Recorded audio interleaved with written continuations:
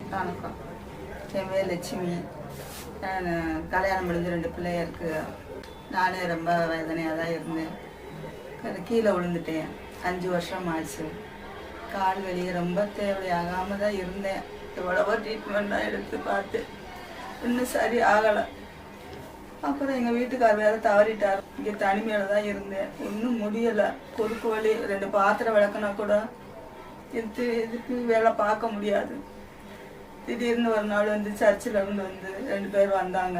சர்ச்சுக்கு வாங்கப்பா, ஜெயந்திபுரத்தில் இருக்குது சர்ச்சு. ஆனால் நான் நம்பாமல் தான் இருந்தேன்.